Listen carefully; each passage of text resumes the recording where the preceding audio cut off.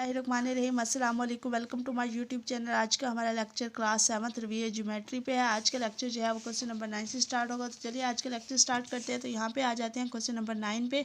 अब देखिए यहाँ पे हमारे पास क्वेश्चन नंबर 9 है। वो कह रहे हैं in the figure below L is a point in the interior of angle A O B L M perpendicular to O B and L N perpendicular to O A if angle M O N is equal to 45 degree centigrade find the size of angle M L N. ठीक है, हमारे पास उन्होंने ये एक figure दी हुई है जिसके मुताबिक वो हमें कह रहे हैं कि हमारे पास जो है वो एक फिगर है जिसमें L is a point in the interior of A O B. ठीक है, हमारे पास एक एंगल है जिसका एल जो है वो एक इंटीरियर पॉइंट है।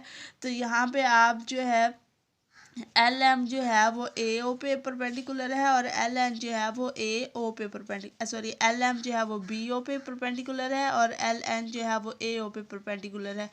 जबकि हमारे पास जो एंगल है एम ओ एन ये हमारे पास 45 डिग्री सेंटीग्रेड का है। तो हमने जो है वो एंगल एल को जो है वो फाइंड आउट करना है। ये एंगल एम एल एन भी आप कह सकते हैं। इस एंगल को जो है वो हमने फाइंड आउट करना है। तो चलिए इसको सॉल्व करते हैं। तो देखिए यहाँ पे आ जाते हैं। यहाँ पे मैंने फिगर बना लिया ताकि हम जो है वो इसको देखते हुए आसानी से सॉल्व कर सके। अब हमने फाइंड आउट करना है एंगल एम एल एन। ठीक है, सारी कंडीशन मैंने आपको पीछे बता दी है। तो यहाँ पे हम लिख लेंगे since angle M O N. ठीक है, ये हमारे पास एंगल एम ओ एन जो है वो हमारे पास इज अ क्वाड्रिलेटरल है।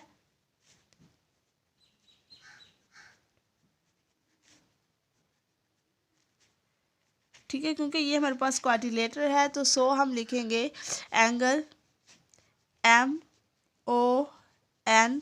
ठीक है, plus angle M L N. ठीक है, हमारे पास जो हमारे पास क्वाड्रिलेटर में अपोजिट एंगल जो होते हैं उनका सम जो है वो इज इक्वल टू 180 होता है। तो हम वही चीज़ यहाँ पे लिख रहे हैं, इज इक्वल टू 180 आ जाएगा।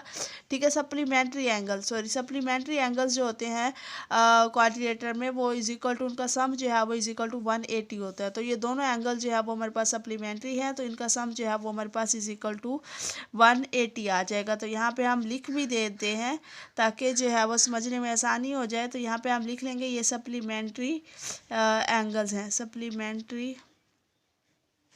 एंगल।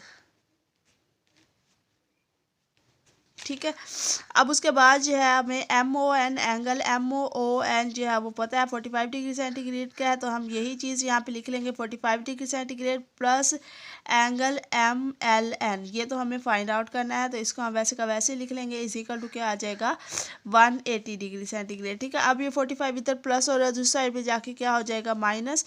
तो यहाँ पे एंगल जो है वो एम एल एन रह जाएगा इज इक्वल टू 180 माइनस जो है वो क्या कर देंगे 45 डिग्री सेंटीग्रेड। तो एंगल जो है एम एल एन जो है वो हमारे पास आ जाएगा इज इक्वल टू 180 माइनस 45 करेंगे तो 0 में से 5 माइनस नहीं होते, यहाँ से कैरी लेंगे।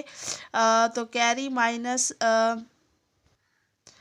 तो जो है यहाँ पे 180 माइनस 45 है तो 10 माइनस 5 जो है वो 5 आ जाएगा। यहाँ पे 7 रह जाएगा, 7 माइनस 4 3 आ जाएगा और ये 1 वैसे का वैसे ही रह जाएगा। तो ये 135 आ जाएगा। तो एंगल एम एल एन जो है वो हमारे पास 135 आ गया। ठीक है, तो अब चलते हैं नेक्स्ट क्वेश्चन की तरफ। तो नेक्स्ट क्वेश्चन देखें, यहाँ पे हमारे पास वो कह रहे हैं draw an isosceles triangle A B C with measure angle A B is equal to measure A B. ठीक है, सॉरी मैयर एंगल नहीं है, लेंथ है, मैयर ए बी है। ठीक है, तो ए बी जो है वो हमारे पास ए सी के बराबर है and measure angle measure angle A B C is equal to 70 degree centigrade है। मीजर वो कह रहे हैं एंगल बी ए सी। ठीक है, हमने जो है वो थर्ड एंगल फाइंड आउट करना है। एक आइसोसेलेस ट्रायंगल जो है वो हमें उन्होंने दे दी है। तो चलिए इसको सॉल्व करते हैं।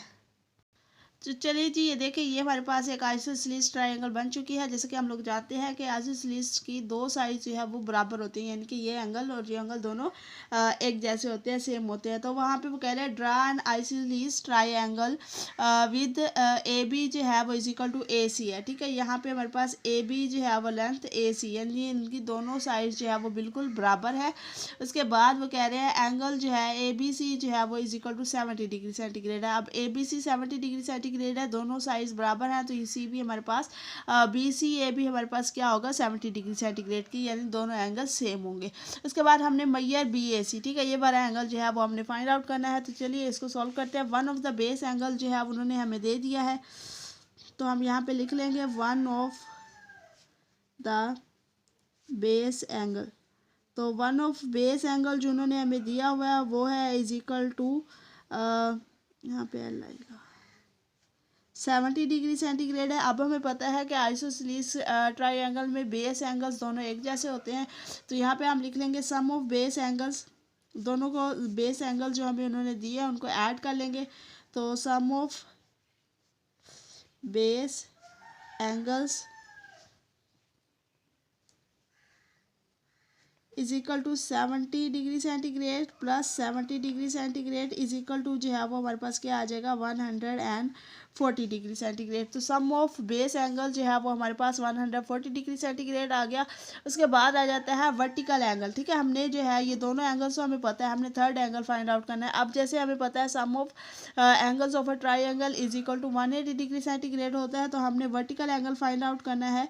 तो वर्टिकल एंगल जब हम फाइंड आउट करेंगे तो बेस एंगल्स को जो है वो हम माइनस कर देंगे।